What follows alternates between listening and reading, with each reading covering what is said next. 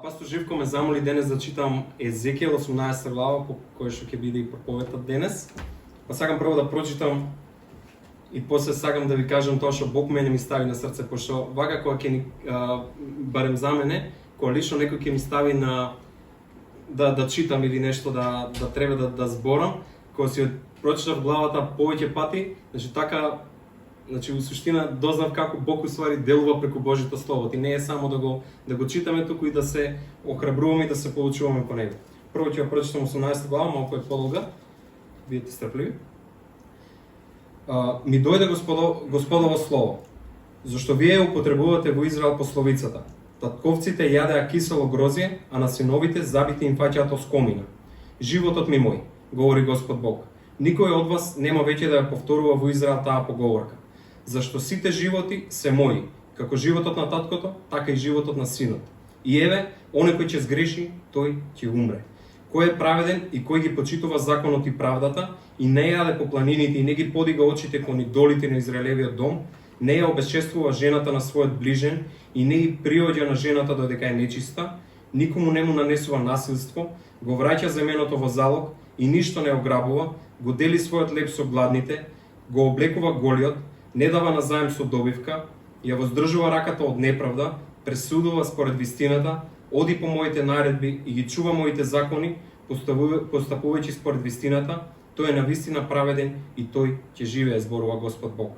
Но ако роди тој син разбойник, кој пролева крв или ќе му направи нешто слично на братот, а не работи како неговиот родител, туку јаде по горите и обесчествува жената на ближниот, му нанесува насилство на сиромашниот и бедниот, ограбува, не враќа што примил како залог, очите ги подига кон идолите, правејќи одвратности, дава назаем со добивка и зема придобивка, не, таквиот син нема да живее. Ги направил тие гадости и ќе умре, а неговата крв ќе падне врз него.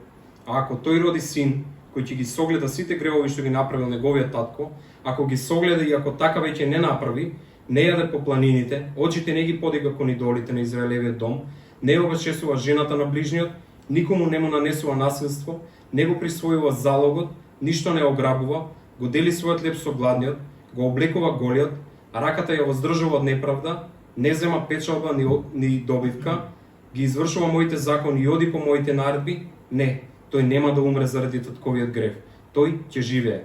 А неговиот татко, кој го угнетуваше немилостиво и го ограбуваше својот ближен, правејќи го народот што не чини, ќе умре заради својот грев.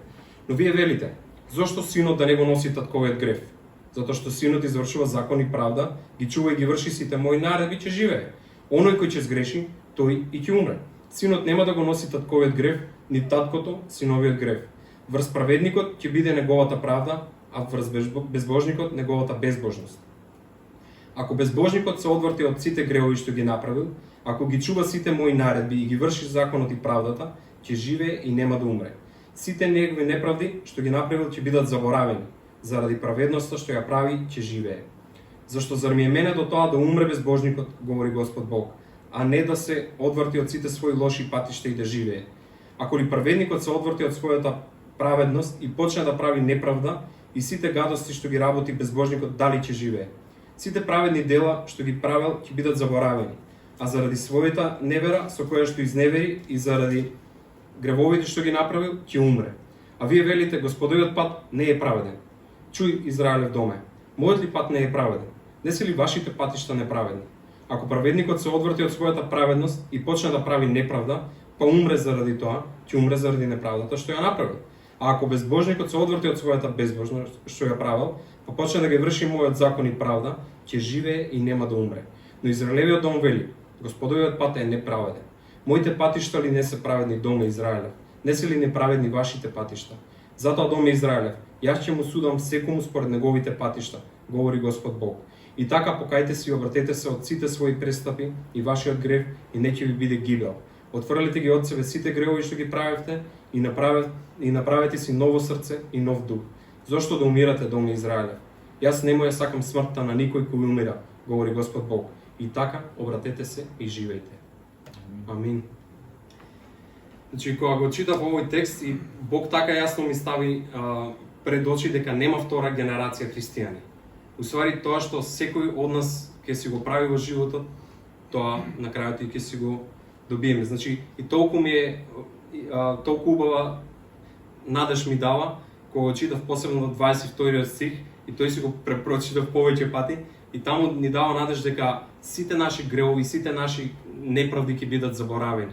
Значи не вика дека нели после некој време кога ние како луѓе со нашата природа што знаеме отпосле да си извадиме некои работи, значи ако некој ми сгрешил и сега ќе му кажам простено ти, али после некој ден ако пак нешто се случи ќе му вратам и од тоа одназад што сум рекол дека сум го заборавил.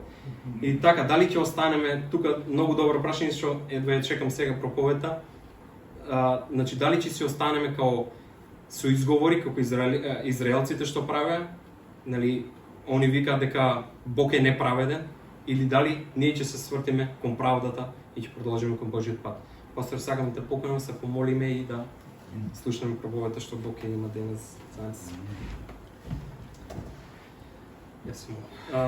Татко, фала ти за овој нов ден, фала ти Боже мој по милоста Твоја што може повторно овде да се собереме, да го слушаме Твојот збор.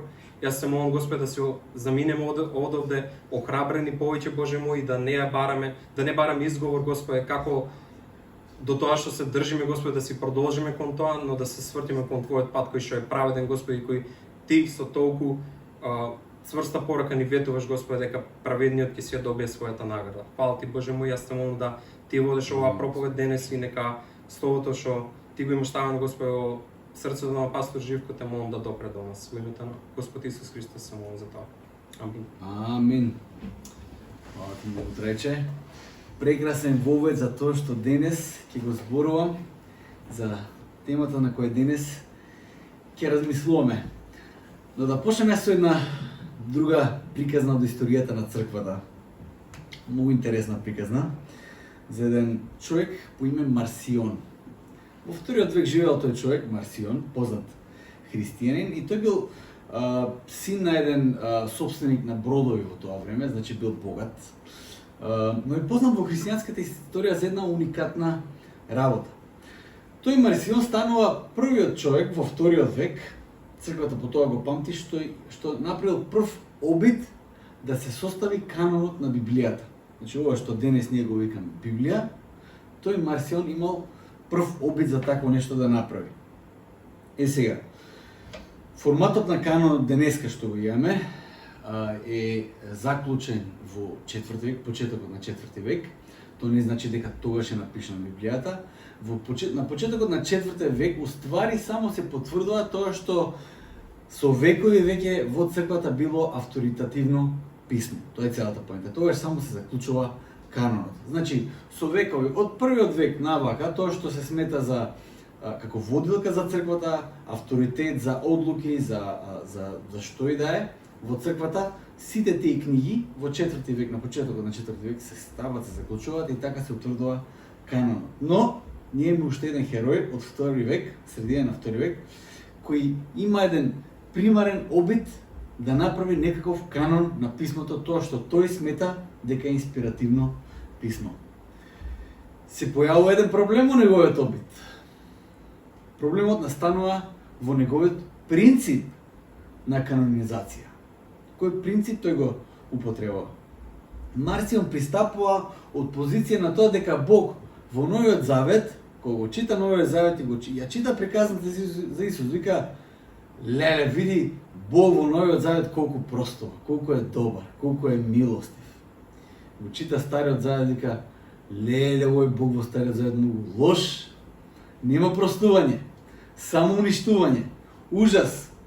И он си прави еден канон, вика: Богот уствари, кој треба ние да го славиме, се однесува на Евангелијата, тоест Евангелијата која јас ќе ги сумаризирам, прави една приказна од Евангелијата, составува нешто, кој се базира најчесто се референца му е Евангелијата според Лука, голем дел од Павловите посланија и ништо друго. Стариот Завет го нема, отиде, не важи веќе, затоа што се однесува на некој Бог кој не е баш Бог, не е баш како што треба, многу лош Бог е тој неправеден Бог, ама Богот од Новиот Завет ми се допаѓа.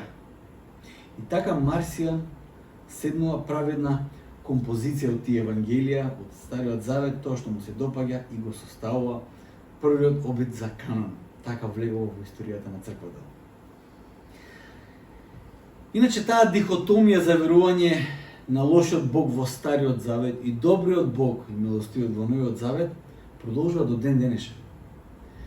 Понекогаш се појавува на суптилни начини во кои не го кажуваме тоа јавно, ама не го читаме баш Стариот Завет, не ни се допаѓа баш, посебно тие тешките текстови што ги има, или го игнорираме.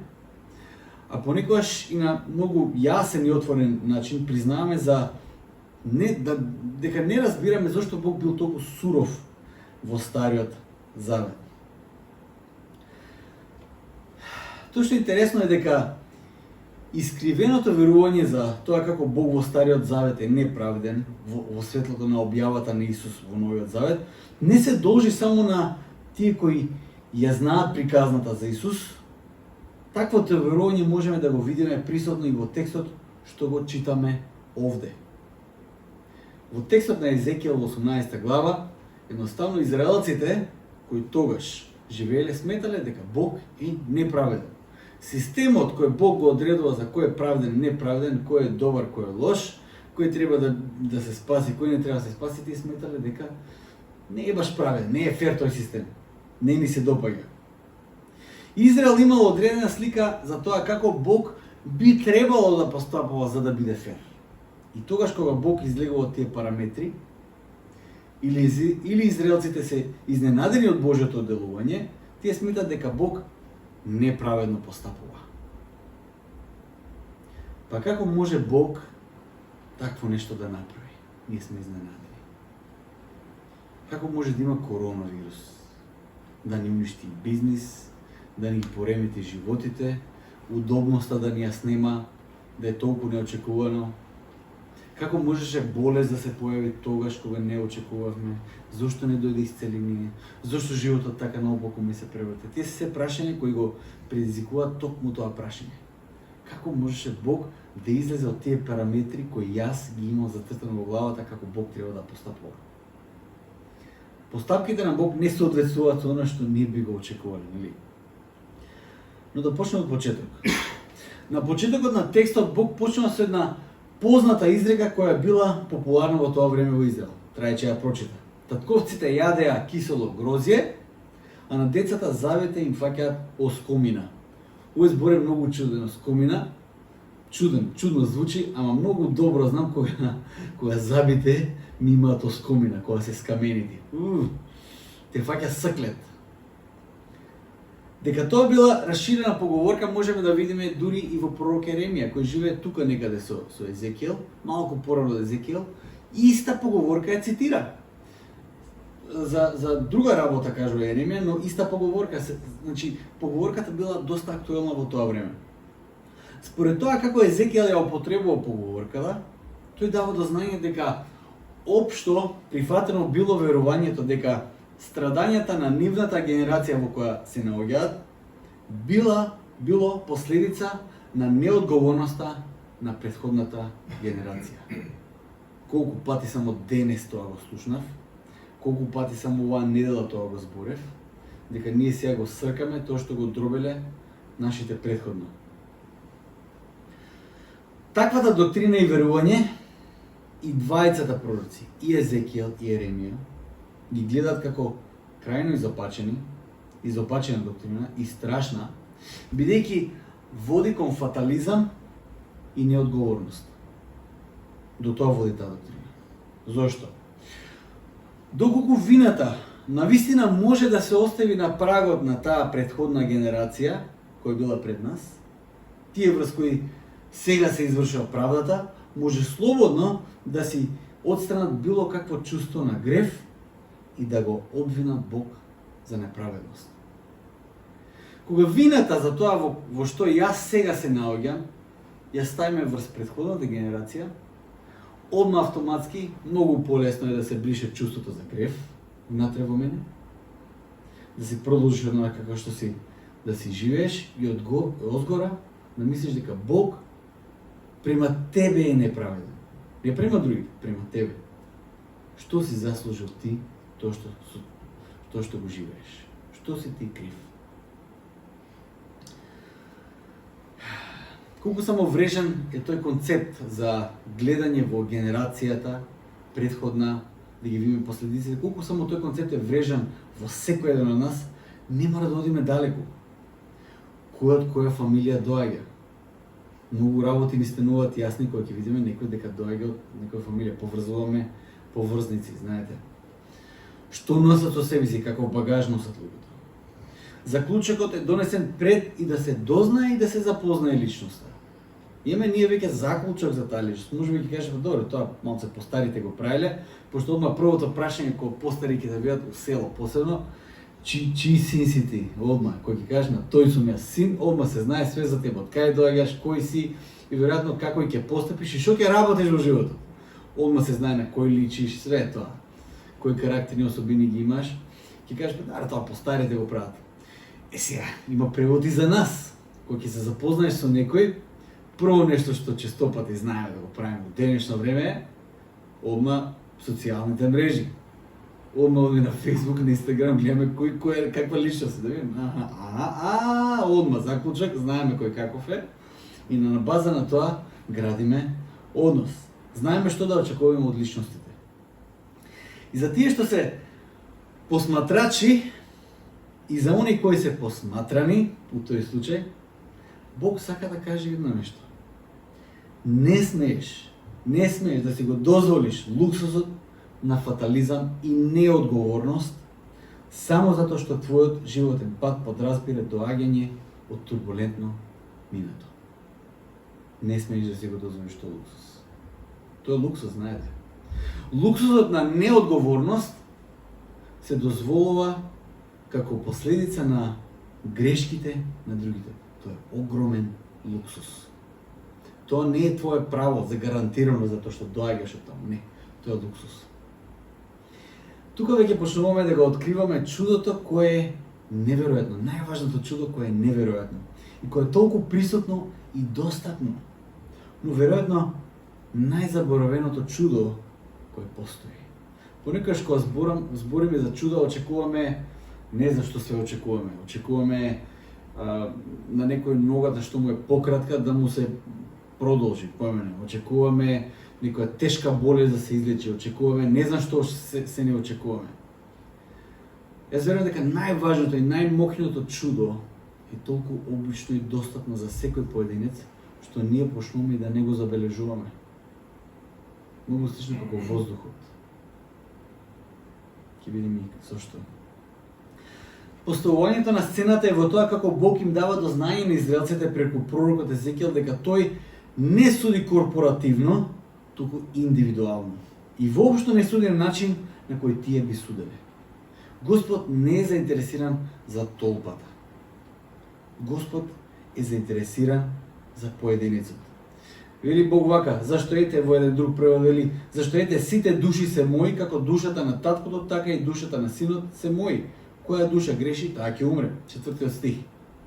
Душа, што е преведено во еден друг превод, еврејскиот збор е нефеш. Не се однесува на неков нематеријален дел од личноста на човекот. Обично така замислуваме душата, кога се спомнува во Библијата. Нефеш значи изворот на севкупниот живот на човекот. Тоа е нефеш.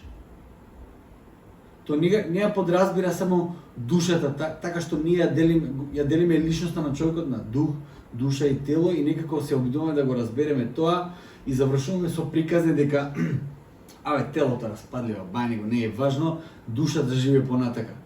Човекот не е комплетен без тие заедно да бидат во едно. Не е комплетен човекот. Нефеш според еврејскиот збор е човекот во целата своја полнота и душа и тело, таму кај што извира животот. Така да кога го читаме, треба да читаме како што Трајче го прочита, секој живот е мој. Како животот што е на таткото, така и животот на синот, сите тие животи се мои. И одиме веќе во еден од поголемите делови на 18 глава што ја прочита Трајче. 4 до 20 стих. Имаме 3 приказни кои многу се повторуваат. Имаме во тие три приказни имаме три генерации. Го имаме праведниот човек, верен човек, кој има неверен син, кој има верен син. Има три генерации. Во набројувањето имаме религиозни и социјални греови кои биле важни во тој период. Имаме набројување кои три пати се повторува. Не јаде на планините со идолите, не позајмува за бенефит, не краде, некои такви работи, наброени се сите тие работи.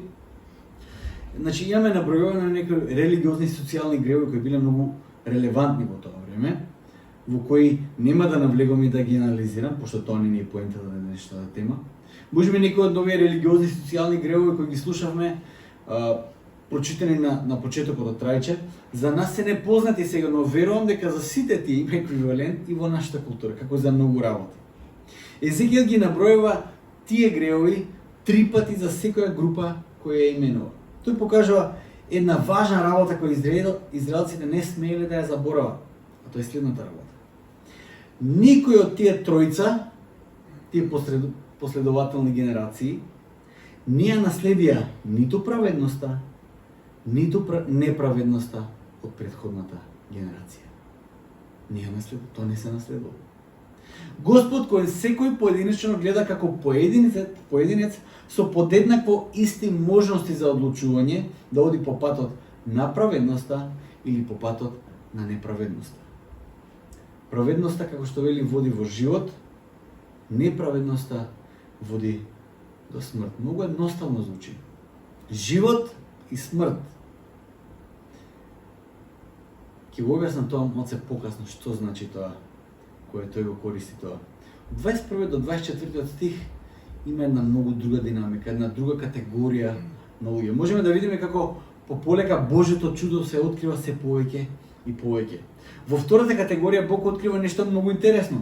Оној кој бил неправеден, го менува правецот во животот и станува праведен.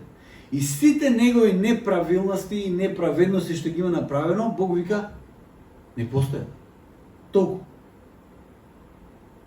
Од друга страна пак, оној кој бил праведен и се свртува и продолжува во патот на неправедноста, сега пат сите негови праведности кои ги направил, не постојат. Што е работа? Израелците го гледаат тоа и викат, Бог е многу неправеден. Не е фер тоа.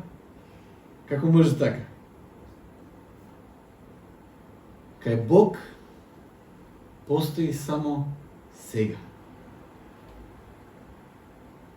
Кај Бог постои само сега. Постои денес. Библијата ги предупредува сите нејзини читатели. Нема утре. Исус вика, значи, не можете да се грижите за утрешниот ден. Утрешниот ден си има грижа сам за себе. Еремија во плач Еремија каже, Господ за секој нов ден има нова благодат, нова милостина. Не можеме со денешната грижа да го спасиме и утрешниот ден. Библијата друга страна кажува, денес е денот за спасение, нема утре. Јаков, мислам дека беше Јаков ки укори своите слушатели и своите членови од црквата, дека каже, абе немојте да кажете, абе ќе одиме таму, ќе заработиме многу пари и ќе се вратиме. Ќе кажете, ако Господ сака, ќе одиме таму, ќе заработиме пари и ќе се вратиме. Нема утре. Кај Господ има само сега. Не можеш да се оправдаш на основа на тоа што ти си го направил и наталожил во животот, како што ти сметаш дека е добро. Па сега твојата свесна одлука кон злото да се толерира, бидејќи доброто е повеќе од злото што го имаш направено.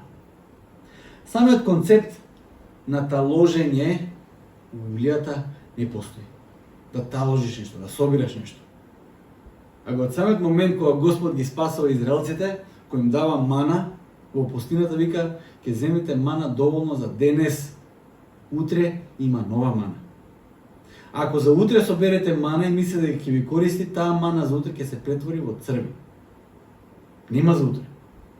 Денес Кога читав 23-тиот псалм, кога Давид кажува Господ ме води на зелени пасишта и така натаму, си замислуваш некој ирски пейсаж таму кај што некој планина, шар планина кај што има многу трева, па овци, па поточе. Иначе да видите кај Давид ги пасел своите овци и за кое место тој кажува дека е зелена пољана, ќе си каже што овие овци јадат камења таму изгледа. Вака, Видикот има еден многу библиски интересен теолог, тој оди таму и ја снима таа пустина каде што пастирите таму веќе 4000 години ги носат своите стада. И вика за ова Давид вика зелени пасишта. Камења еден до друг. Но поентата е следна. Пастирот знае каде има сенкичка, каде се формира доволно влага за да поресе само еден грст трева, доволно за овцата да земе еден залак.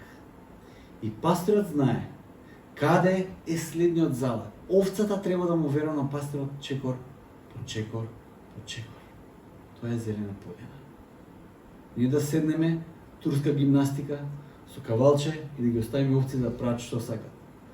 Чекор по чекор да се следи Јахве за следниот крст треба и да бидеме сити. Верата во пастирот, тоа е поентата. Нема таложење.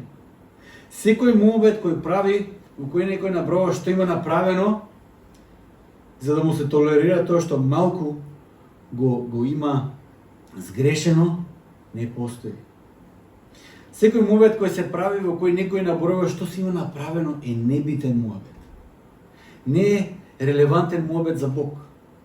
Тој муабет секогаш се појавува кога зборуваме за верата и за црквата. Луѓето секогаш имаат потреба да остават до знаење дека тие не направиле ништо лошо, стари они многу добро имаат направено во историјата. Они мора да дадат до знаење, луѓето мора да дадат до знаење дека тие не се толку лоши. Мора да се остават во едно подобро светло. Со тоа што кажуваат што се имаат направено. Имаш ли такви искушенија понекогаш? Да кажеш колку добар си ти, да покажеш колку ти си добар, дека не правиш лошо. Стих 23 е централен стих во овој текст, јас би рекол во Библијата. Центар, вака, булзај, што викаат американците, као пикада во центар. Видите што Бог вели, лошиот Бог во Стариот Завет што вели тука. Слушате го ова реторичко прашање кое Бог го поставува. Зар јас сакам смрт за грешникот? Зарем во тоа јас уживам? Мислите дека јас уживам кога грешникот ќе отиде во смрт? Се ситам јас од тоа? Вели Господ. Напротив, јас сакам тој да се откаже од патиштата своји и да биде жив. Своите патишта, кои се тие патишта? Ако Божите патишта се да биде жив, тоаш моите лични патишта кои се? Да бидам мртов. Денојаве читаме една книга од 4 век, од Атанасије. Тој кажува вака: природната состојба на човекот понекогаш мислиме дека е добар човек. Добар, во суштина човекот е супер. Срценца. Вака. Као Хана што ги црта тие срценца. Розови, црвени, прекрасни. Мислиме дека човекот е добар во суштина. Кога човекот го отфрла Бог, отфрла се што Бог дава по благодат. Не отфрла само добрината Божја, не отфрла само љубовта, човекот го отфрла и Божиот образ. Со тоа човекот го отфрла и разумот. Отфрла се што нас не прави да бидеме човек.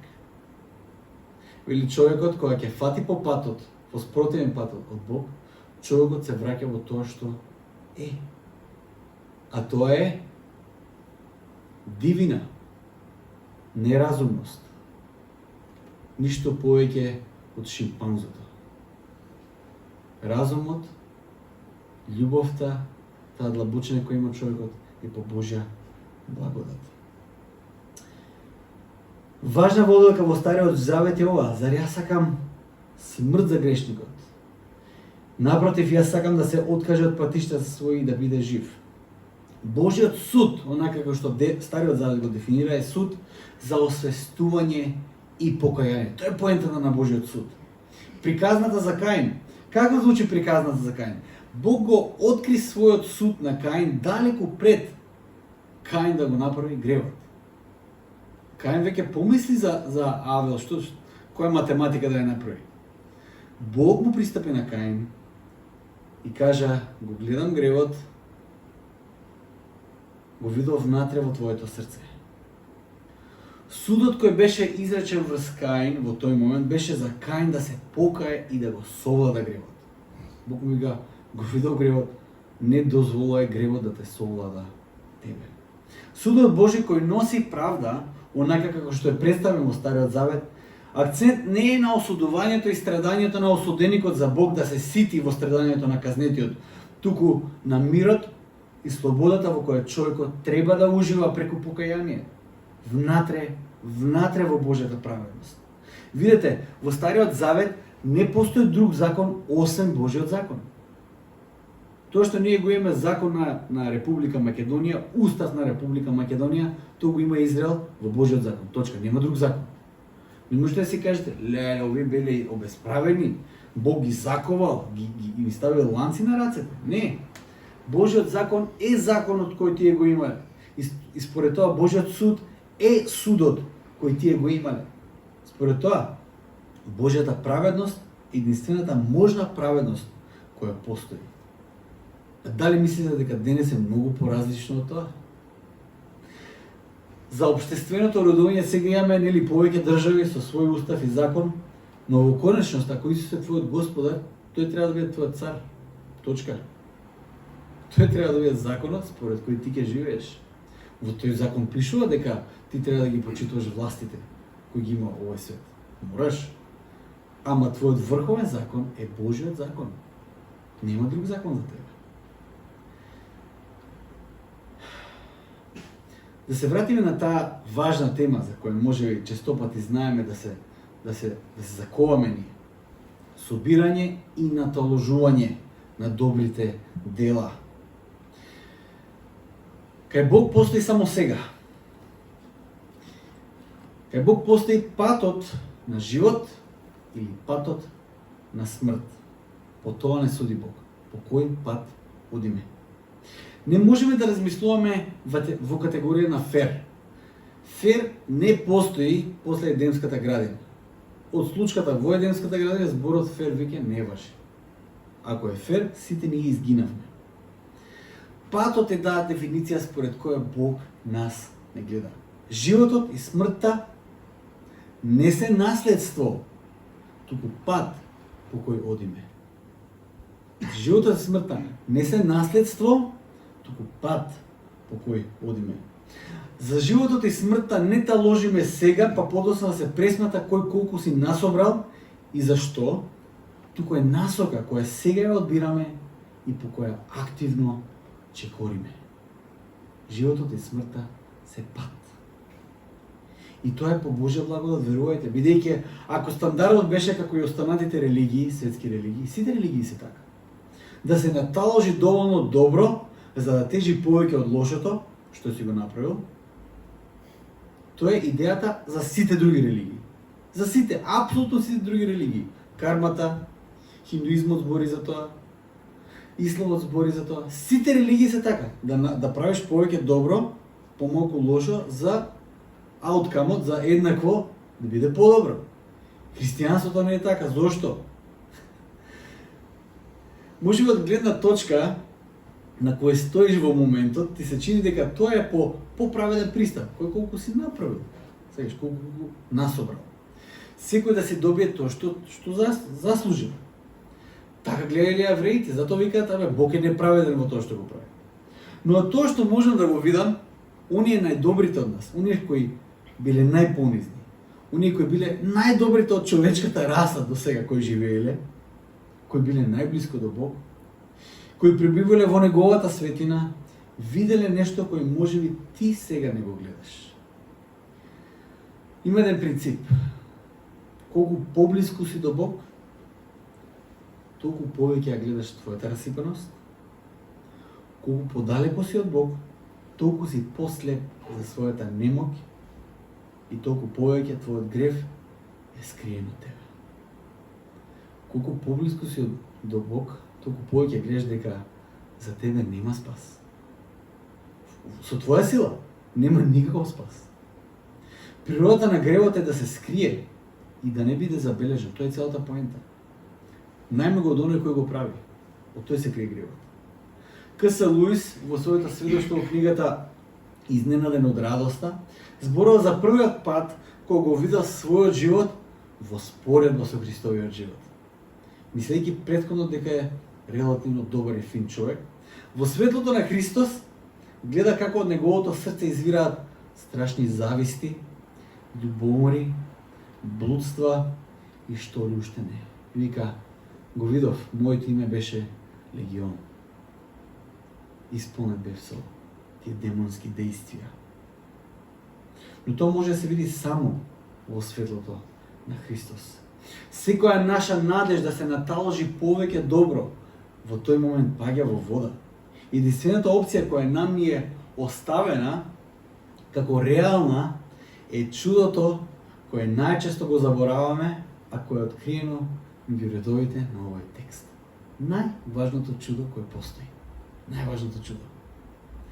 Тоа чудо во овој текст на еврејски е зборот шуб. Тоа е коренот на тој збор. Шуб. А кој е тој збор? Тој е многу важен збор во писмото.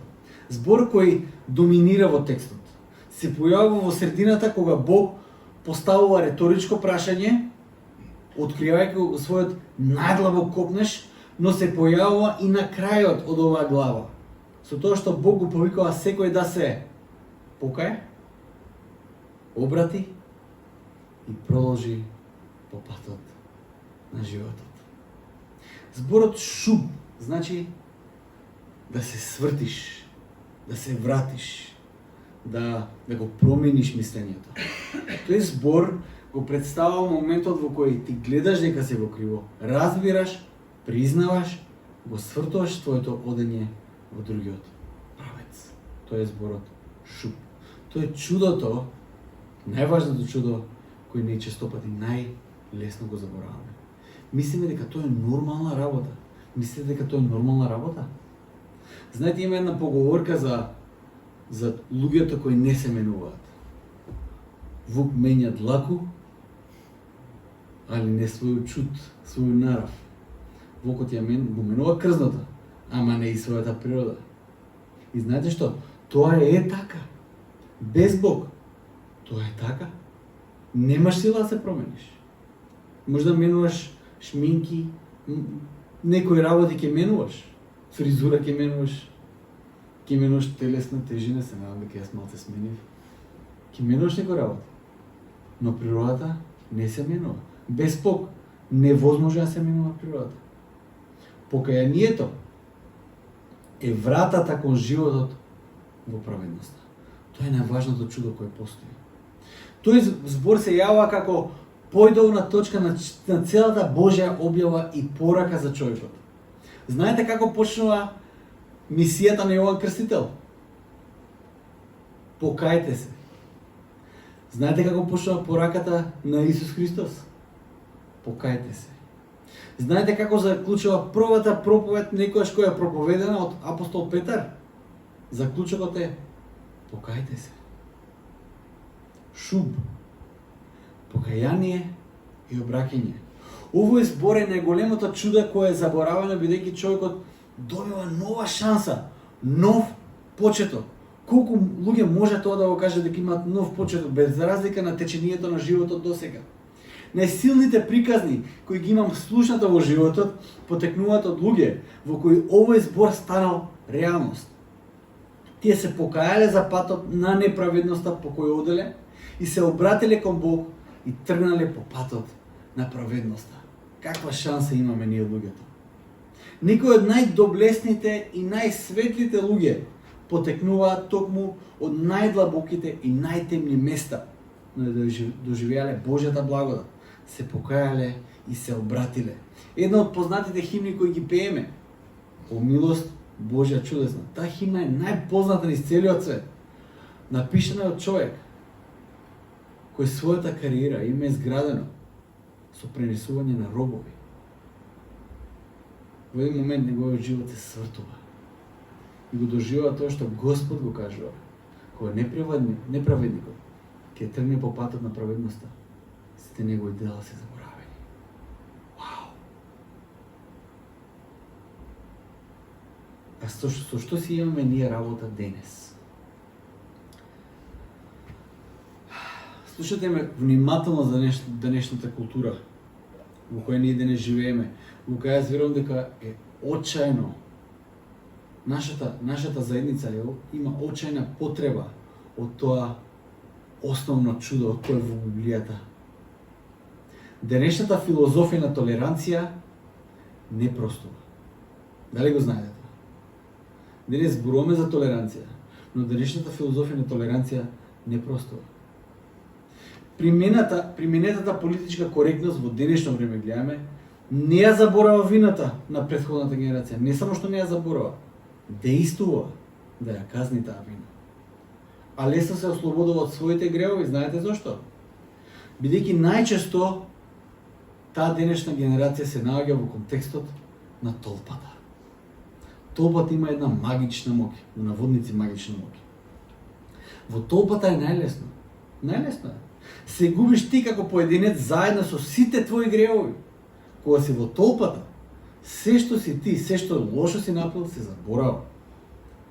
Денес тоа да ви кажам е многу популарно, но толпата многу е превртлива, знаете. Толпата сега има една кауза и таа кауза може да се смени за 24 сати.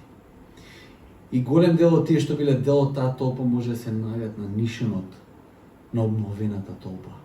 И тогаш таа заедница ќе има потреба од овој збор, од ова чудо. Чудото на новиот почеток. Бог не е заинтересиран за толпата. Бог е заинтересиран за тебе лично. За тебе лично е заинтересиран Бог. Кој е твоето минато? Кои се твоите постапки? Кои се твоите уверувања? Да ти откриам нешто што веќе кој може би длабоко го знаеш. Не можеш сам да постигнеш ништо. Се е по благодат. Но патот на благодатта е патот по кој Бог те повикува. И вратата кон тој пат е покаяние и обраќање. Не некое активно празно кајање за тоа што ти си го направил и сега се каеш. Се каам за многу. Знаете колку многу луѓе се каат за работите? То не значи дека животот им е променет. Кајање мора да биде да доди заедно со обраќање, со активност, преземена некаква активност, акција, свртување некако, за тоа кајање да биде исцелително. Затоа еврејскиот збор пред се не е кајање, туку сврти се, врати се, променија насоката. Тоа е вистинското кајање. Христос кога умре на крстот, тој умре за гревовите на светот. Но да ние правиме истата грешка како и претходно и да се поистоветиме со толпата. Умирајќи за гревовите на светот, Христос умре лично за твоите гревови. Луѓе, често пати јас тоа го заборавам. Знаете ли дека често пати јас тоа го заборавам? Понекогаш дозволувам некој грев и некоја вина да се влече со денови, со недели, понекогаш и месеци се влече. Мислејќи дека Исус умре за моите гревови. И заборавам дека тоа чудо, тоа прекрасно чудо на кајање и свртување е достатно секој ден за нас. Секој ден. Тоа е патот по кој треба да одиме. Онака како што Јован убаво пишува своето евангелие, Бог толку го возлюби целиот свет, што го даде својот единороден син. Еве го светот. Бог го возлюби целиот свет, што го даде својот син. Но Јован после само оди вака, од целиот свет, па секој, лично секој, што верува, да не погине, туку да има живот вечен. Што прави Јован? Како да кажем, овој конус прави. Целиот свет го сумаризира. Бам! Исус умре за целиот свет. Но секој што ќе поверува. Верата покрај тоа што има корпоративна улога, еве црква, вера, тука не обединува тоа. Таа пред се и најважно е да е лична. бидејќи само тогаш е делотворна. Верата само кога е лична е делотворна. Божјиот повик за Израел е во последниот стих на ова поглавје. Видите што кажува Бог. Зашто јас не сакам никој да умре, вели Господ Бог. Но поправете се, или свртете се, или покајте се и живејте. Тоа е Божјата порака. Не сакам никој да умре. Покајанието е најважното чудо, бидејќи е чудо кое тебе и мене не воведува во животот кој води во живот. Во една Божјата генијалност се гледа во тоа кога најважните работи ги прави толку достапни и речиси неприметни. Онака како што реков, како воздухот е неприметен, а толку потребен за човекот да живее, на сличен начин покајанието и обраќањето стануваат суштински за воведување во животот на праведност. Секој може да се покае. Секој апсолутно. Не мора да си богат, не мора да си одредена класа, не мора да си на одредено место, ништо не мора. Треба само да се покаеш. Најважната работа Бог ќе има направено наедноставно. Барем така се чини. А може и како Чикаго бендот ќе кажеме Sorry seems to be the hardest word. Извини, понекогаш станува најтешкиот збор. Така пее Джибони. Не се однесува на тоа што ти можеш да го направиш, туку на тоа дали ти сакаш тоа што ти сакаш да го прифатиш. Да прифатиш дека се е направено и дека животот во праведност е возможен, бидејќи Бог те повикува и тој ја отвара вратата, без разлика на тоа што ти имаш нателожено нешта во животот и без разлика на твоите секојдневни слабости. Бог те гледа тебе по патот по кој одиш, без разлика на брзината со која одиш. Тоа е многу важен концепт исто. Бог те гледа по патот по кој одиш, без разлика на брзината со која одиш. Тоа му е споредно. Некои ќе бидат побрзи, некои побавни, но важната работа е да не се откажеш и да одеш по патот на праведноста. Понекогаш тоа е многу потешко отколку да удриш еден спринт и да се откажеш. Многу потешко е тоа. Остани на патот на праведноста. Дали веруваш дека Исус ти го отворил патот за спасение? Дали веруваш дека Исус тебе лично те повикува дури и кога чувствуваш вина? Дури кога чувствуваш вина, тоа не е за уништување, туку е за твое покаяние и обраќање кон патот на животот. Како ќе се покајаме ако не чувствуваме вина? Понекогаш му се лутиме на Бог затоа што чувствуваме вина. Па како ќе не предизвика да се каеме ако не чувствуваш вина за ништо? Вината е тука, како будилник, кој ќе те потсети, сега е време за спасение, сега е време за кајање, сега е моментот да се вратиш на правиот пат, да се вратиш по патот на животот. Немој да одолговлекуваш. Не мора посебни настани да има. Не мора посебни услови да се прават. Сега. Делото на Исус е совршено и комплетно. Не можеме ништо ни да одземеме, ниту да додадеме.